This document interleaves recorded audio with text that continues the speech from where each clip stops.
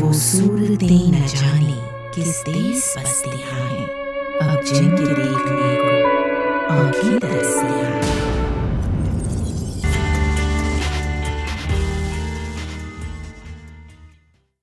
میں آپ سے مستمراتی درجے کی حکومت مانگنے نہیں آیا ہوں اور نہ اس کے حصول پر یقین رکھتا ہوں۔ صرف ایک چیز جس کا عہد کر چکا ہوں وہ آزادی کامل ہے۔ اپنے وطن کو واپس میں صرف اس صورت میں جانا چاہتا ہوں کہ ارمغان آزادی میرے ہاتھ میں ہو، ورنہ ایک غلام ملک میں واپس نہیں جاؤں گا۔ اگر تم ہمیں ہندوستان میں آزادی نہ دو گے تو یہاں تمہیں مجھے ایک قبر تو دینی ہی پڑے گی۔ اللہ تعالیٰ نے اپنے نیک بندے کی لاج رکھی۔ گول میز کانفرنس ناکام ثابت ہوئی۔ 4 جنوری 1931 کو صبح 9:30 بجے لندن کے ہائٹ پارک ہوٹل میں آپ نے داعیے اجل کو لبیک کہا۔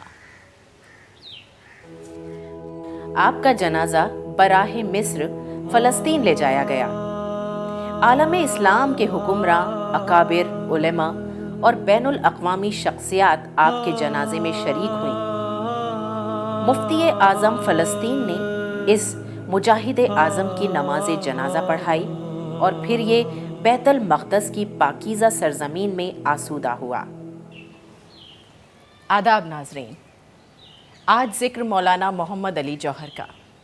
آپ ایک ممتاز سیاسی لیڈر، ایک اہم قومی ملی رہنما، اعلیٰ درجے کے مقرر، اردو اور انگریزی کے بلند پایہ انشا پرداز، ادیب، ایک منفرد شاعر اور صحافی تھے۔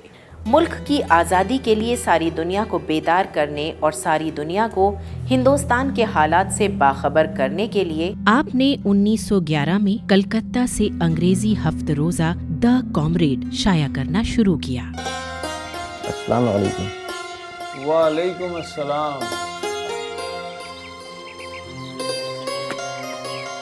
بہو، آپ کے لاڈلے آئے ہیں، ان کے لیے بلیک کافی لیتے آئیے گا۔ جی اچھا۔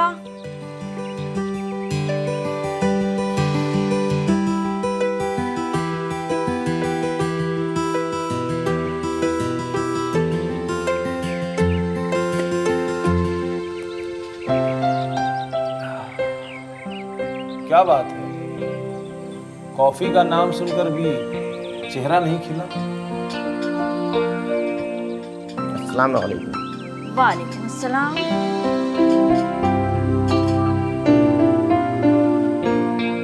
یہ بڑودا کی نوکری اپنے بس کی نہیں۔ کیوں؟ کیا ہوا؟ افیم کی کاشت کم ہوئی تو میں ذمہ دار ہوں، اور یہ مہاراج شیاجی راؤ گائیکواڑ جن کا ملازم ہوں، ان کی انگریز پرستی کا کیا کہنا۔ ہر وہ چیز جو یورپ سے متعلق ہے وہ بہتر اور افضل۔ مغلوں کے بارے میں آل فال بولتے ہیں، اورنگزیب کو ظالم کہتے ہیں، لیکن میں بھی آج اسے اچھی خاصی سنا کے اور قائل کر کے آیا ہوں۔ اجی ایک آدھ کو قائل کرنے سے کیا ہوگا؟ صحیح ہے، اس لیے سوچتا ہوں کہ ایک انگریزی ہفتہ وار نکالوں جس کے ذریعے انگریزوں اور ان کے ہم نواؤں تک ہندوستانیوں کے خیالات، تہذیب، تمدن اور تاریخ سب پہنچاؤں۔ ویسے بھی انگریزی اخبار کا مطالعہ فیشن میں داخل ہے۔ اوہو، تو یہ بات ہے، تبھی آپ انگریزی اخبار ترجمے کے ساتھ سنتی ہیں۔ چل ہٹ شیطان۔ دا کامریڈ کا پہلا شمارہ 14 جنوری 1911 کو شائع ہوا تھا۔ یہ مولانا جوہر کی سیاسی زندگی اور آزادی کے لیے آپ کے جہاد کا باقاعدہ آغاز تھا۔ جوہر کی خوش نصیبی تھی کہ آپ کو شوکت علی جیسے بھائی اور حریت پسند ماں بی اماں نصیب ہوئیں، جنہوں نے قدم قدم پر آپ کا ساتھ دیا۔ مولانا جوہر نے پوری جرت اور بے باکی سے حکومت وقت پر تنقید کی اور برطانوی استعمار کو چیلنج کیا۔ 1914 میں جنگ عظیم چھڑی۔ لندن ٹائمز نے ایک مضمون چوائس آف دا ترکس کے عنوان سے لکھا، جس میں ترکوں کو دھمکی دی گئی تھی۔ محمد علی اسے برداشت نہیں کر سکے۔ آپ نے مسلسل 24 گھنٹے تک بیٹھ کر اسی نام سے مضمون لکھا 26 सितंबर 1914 को ये मजमून द कॉमरेड में शाया हुआ और 3 नवंबर को द कॉमरेड की जमानत जब्त हुई और इस पादाश में कॉमरेड को 10 साल बंद रहना पड़ा। द कॉमरेड का मयार बुलंद था। कॉलेजों में तलबा अपनी इल्मी इस्तबदाद बढ़ाने के लिए द कॉमरेड का मुताला करते थे। अंग्रेज भी इसे तवज्जो से पढ़ते थे। अंग्रेजी के मशहूर व मारूफ मुसन्निफ H.G. वेल्स ने मौलाना जौहर के बारे में लिखा है कि उसके सीने में नेपोलियन का दिल, हाथ में मैकॉले का कलम और मुंह में बैरक की जबान है। बरतानवी हुकूमत ने जब कलकत्ता की बजाय दिल्ली को अपना दारुल खिलाफा बनाया तो मोहम्मद अली ने द कॉमरेड का दफ्तर भी 14 सितंबर 1912 को कूचा चैलान दरियागंज दिल्ली मुंतकिल कर दिया। 10 अक्टूबर 1912 का शुमारा यहीं से शाया हुआ था।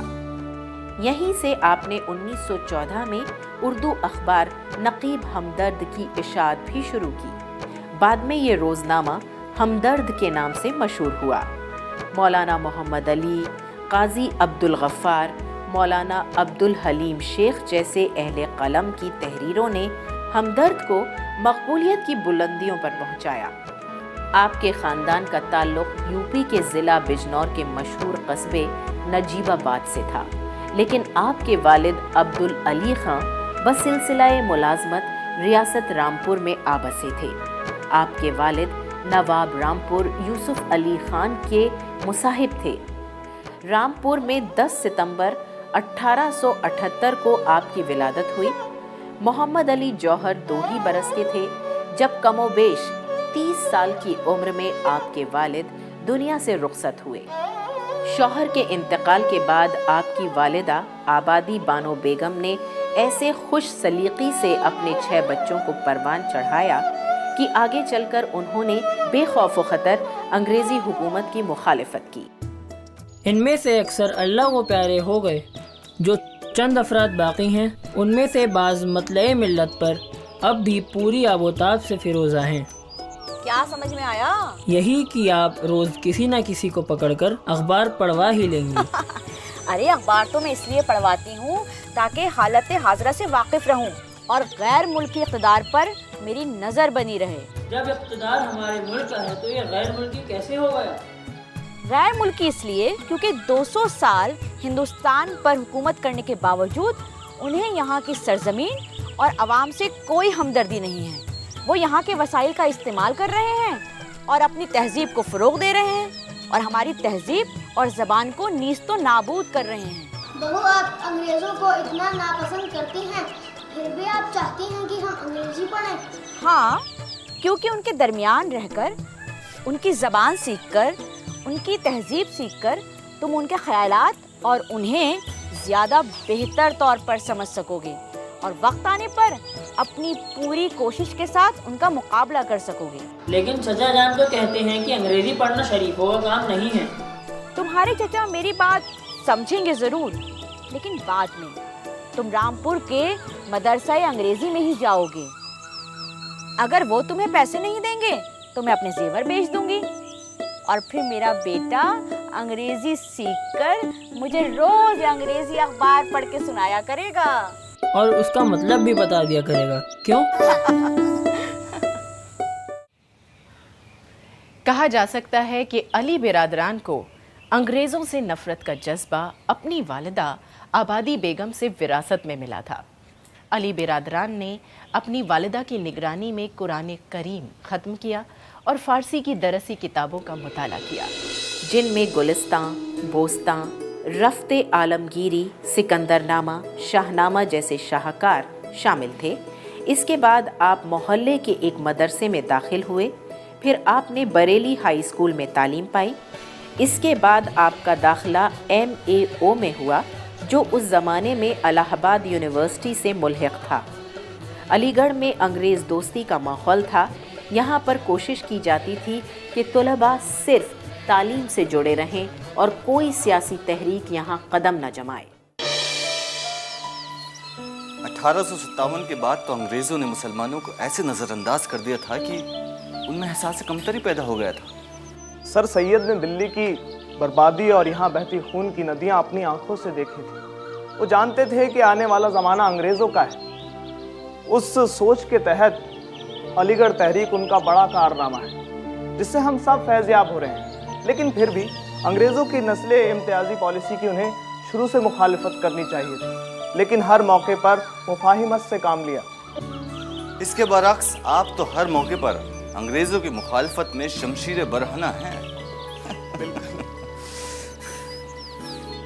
1898 में दर्जा अव्वल में आपने बीए का इम्तिहान पास किया। पूरी इलाहाबाद यूनिवर्सिटी में आप अव्वल आए। बीए करने के बाद आपने ऑक्सफोर्ड यूनिवर्सिटी के लिंकन कॉलेज में दाखिला लिया। आईसीएस का इम्तिहान दिया, लेकिन नाकाम लौटे। भाई शौकत अली ने आपकी इस नाकामी को कुछ इस अंदाज में बयान किया। कुछ तो अंग्रेजों की मौसम बहार का दखल था और कुछ नौजवान की अहमकाना तरंग। वापस आने के बाद अजमतुल्लाह खां की साहबजादी से आपकी शादी हुई। शादी के बाद आप फिर एक बार इंग्लैंड गए और बीए किया। 1911 में आपने कलकत्ता से इंग्लिश वीकली द कॉमरेड की शुरुआत की। 1913 में कानपुर मछली बाजार में एक कदीमी मस्जिद का कुछ हिस्सा मुनहद्दिम करके सड़क सीधी करने के मामले में आपकी अंग्रेजों से ठन गई। मौलाना मोहम्मद अली सर जेम्स मिस्टन से मिले, लेकिन कोई सुनवाई नहीं हुई, तो आप छुप छुपा कर इंग्लैंड पहुंचे और वहां की पार्लियामेंट के अराकीन को हिंदुस्तानियों के साथ होने वाले मजालिम के बारे में बताया। इसका नतीजा ये हुआ कि वाइस रॉय लॉर्ड हार्डिंग को लंदन से हिदायत भेजी गई कि मस्जिद के मुनहदिम हिस्से को दोबारा बनवाओ।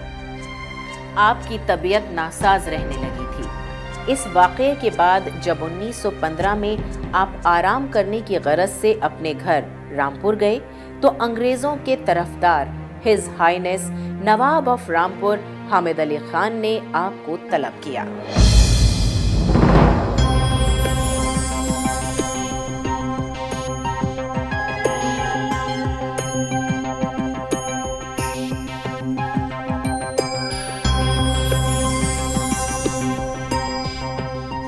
अस्सलाम वालेकुम।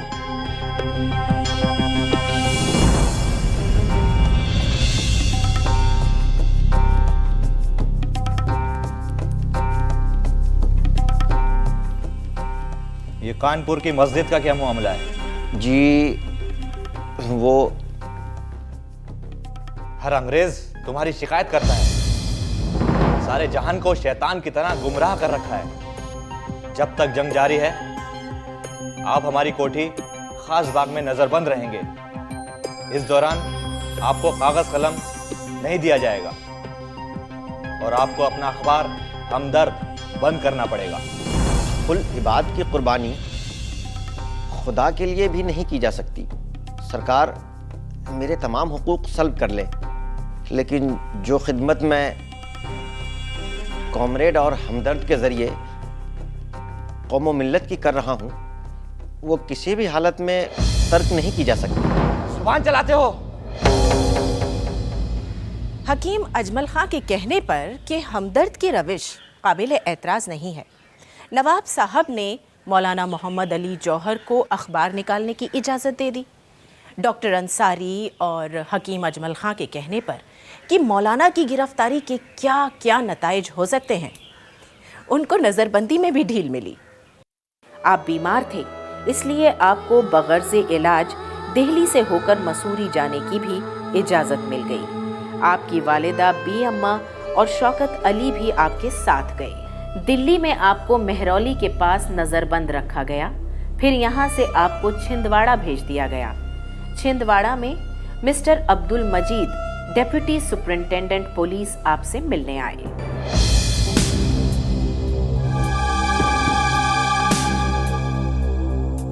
ये तो शाह कैसर के दुश्मनों की हिमायत और हिंदुस्तानियों के हक में किसी भी किस्म के एजिटेशन से बाज रहने का आद है। आप जो भी समझे इस अहदनामे में दस्तखत कर दें तो आपको रिहाई मिल सकती है। गो, मैं बूढ़ी और ज़ईफ हूँ, लेकिन अपने हाथों में इतनी कुव्वत महसूस करती हूँ कि अगर ये किसी अहदनामे पर दस्तखत करें जिससे कौम को कोई भी नुकसान पहुँचे, اور برٹش حکومت کی خوشامد ہو تو میں ابھی اور اسی وقت ان کا گلا گھونٹ دوں گی۔ بولی اماں محمد علی کی جان بیٹا خلافت پہ دے دو، ساتھ تیرے ہیں شوکت علی بھی، جان بیٹا خلافت پہ دے دو، حشر میں حشر برپا کروں گی، پیش حق تم کو لے کر چلوں گی، اس حکومت پہ دعویٰ کروں گی، جان بیٹا خلافت پہ دے دو۔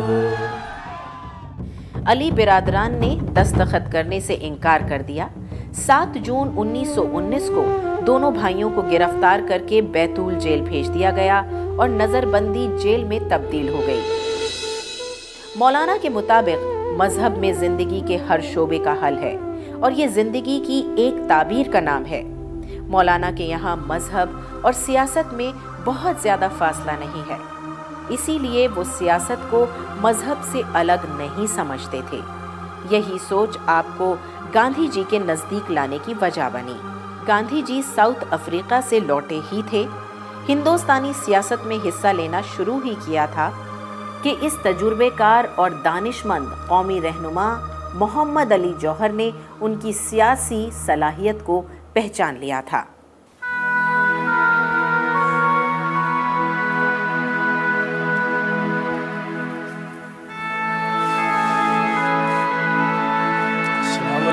وعلیکم السلام۔ بیٹھو خلیق، سب خیریت ہے؟ جی جی۔ یہ لو، یہ پڑھو۔ سیاست کو مذہب سے الگ نہیں کیا جا سکتا۔ اگر میں بغاوت کے حق میں ہوں گا تو اعلانیہ اپنے خیال کا اظہار کروں گا اور ڈنکے کی چوٹ پر کروں گا۔ یہ تھی کلکتے میں طلباء کو دی گئی موہن داس کرم چند گاندھی کی تقریر۔ اس شخص کے خیالات میرے خیالات سے یکسانیت رکھتے ہیں۔ جلد سے جلد اس آدمی سے رابطہ قائم کرو، کیونکہ یہی وہ فرد واحد ہے جو ہمارے کام کا ہو سکتا ہے۔ جنگ عظیم میں ترکی اور برطانیہ ایک دوسرے کے خلاف نبرد آزما تھے۔ ترکی کے سلطان مسلمانوں کے خلیفہ سمجھے جاتے تھے۔ ترکی کی سالمیت خطرے میں تھی۔ اس کے علاوہ اگر انگریزی خیال یا تہذیب و تمدن اور ان کی لابی کا کوئی شخص ترکی کا سربراہ بن جاتا تو انگریزوں کی قوت اور بڑھتی اور اس طرح انگریز کے پیر ہندوستان میں اور مضبوطی سے جم جاتے۔ آپ نے مسلمانوں کو باور کرایا کہ اسلام کی آزادی کے لیے ہندوستان کی آزادی ضروری ہے۔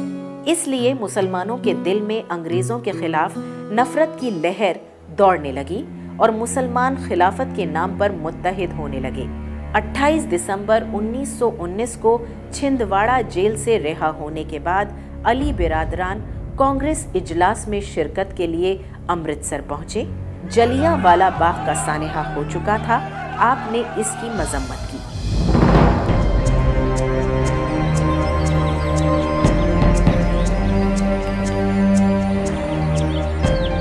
May I come in, sir? Yes. Be seated, please. Thank you, sir.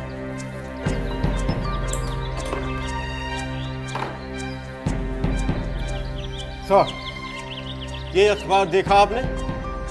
آپ کی تعریف سے بھرا پڑا ہے۔ Oh, I see.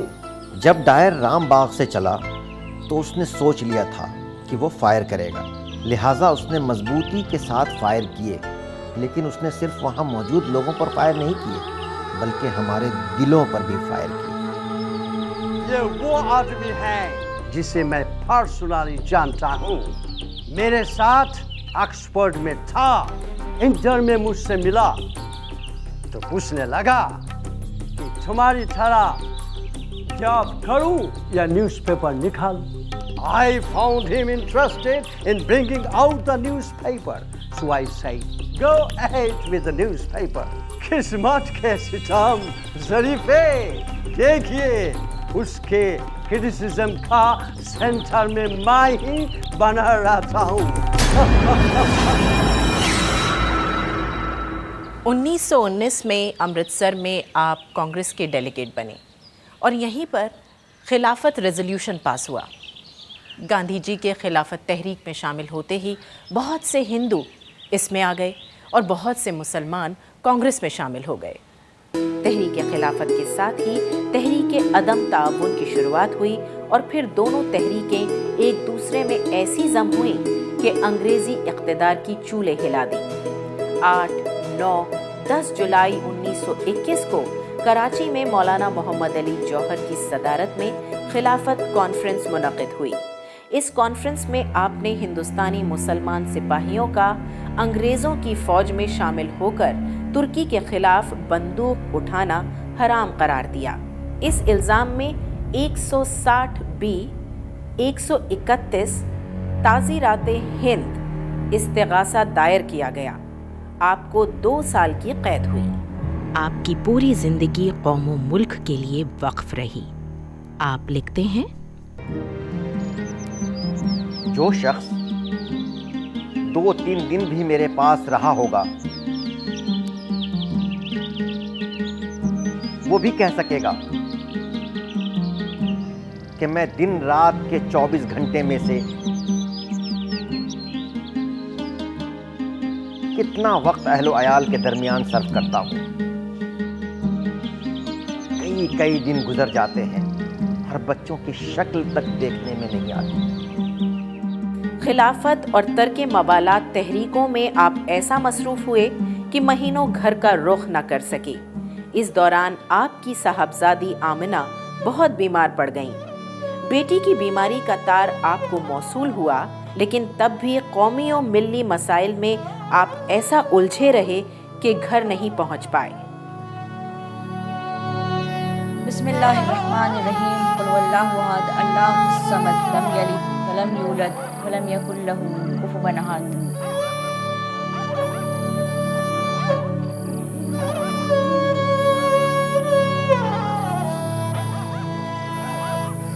کیا ہوا؟ خط آیا ہے، خط آیا ہے، خود نہیں آیا ہے۔ ایک طرف کانگریس ہے، دوسری طرف خلافت، پھر اخبار ہے۔ بہت کام رہتا ہے نا تمہارے ابا کو، آ جائیں گے۔ کب؟ جب میں مر جاؤں گی۔ اللہ نہ کرے میری بچی، جانے کی عمر تو میری ہے، تمہیں تو ابھی بہت بہاریں دیکھنی ہیں۔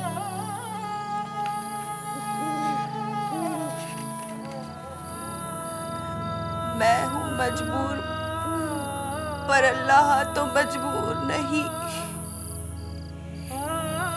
یا تجھ سے میں دور سہی، وہ تو مگر دور نہیں۔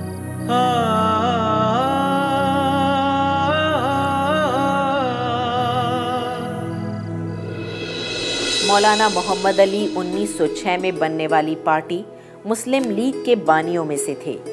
آغا خان سوئم کی دیکھ ریکھ میں بننے والی اس پارٹی کا مقصد شروعات میں مسلمانوں کے تعلیمی، اقتصادی، سماجی اور تہذیبی حقوق کا تحفظ کرنا تھا۔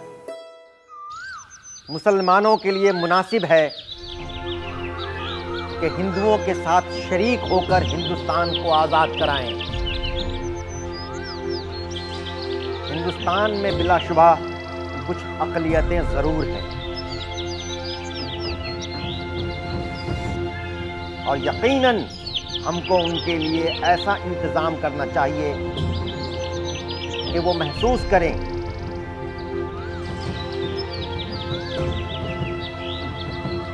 کہ آئندہ حکومت ہند 1 یا 2 اقوام کی حکومت نہ ہوگی، بلکہ تمام ہندوستانیوں کی حکومت ہوگی۔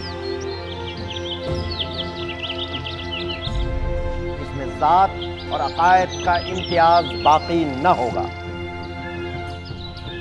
خدا نے ہمیں ویسا ہی آزاد پیدا کیا ہے جیسا کہ جارج پنجم کو۔ ہندوستان کو آزاد ہونے دیجیے تاکہ کوئی شخص آئندہ کسی ہندوستانی مرد اور عورت کے بارے میں یہ نہ کہے کہ تو پیدائشی غلام ہے۔ آپ ذیابیطس کے مریض تھے۔ اپنی سخت علالت کے باوجود ملک کو آزاد دیکھنے کی خواہش سے مجبور ہو کر آپ لاغری کے باوجود 1931 میں لندن میں ہونے والی گول میز کانفرنس میں حصہ لینے گئے۔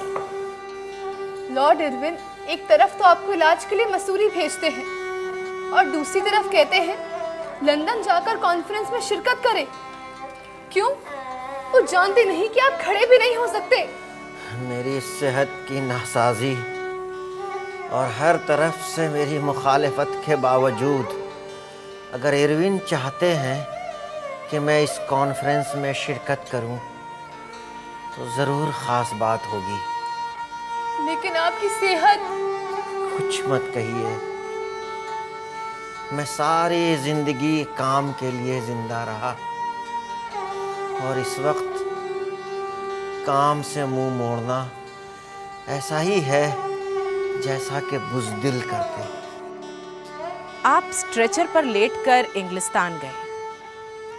گول میز کانفرنس ناکام ثابت ہوئی، لیکن آزادی کا یہ شیدائی بنا ارمغان آزادی لیے وطن واپس نہیں لوٹا۔ ہے رشک ایک فلک کو جوہر کی موت پر، یہ اس کی دین ہے جس کو پروردگار دے۔ کہاں گئے وہ لوگ جن کی قلم کا لوہا تلوار کی دھار سے زیادہ تیز تھا؟ مولانا محمد علی جوہر کے پرجوش قلم کو سلام۔ وہ صورتیں نہ جانے کس دیس بستیاں ہیں، اب جن کے دیکھنے کو آنکھیں ترستیاں ہیں۔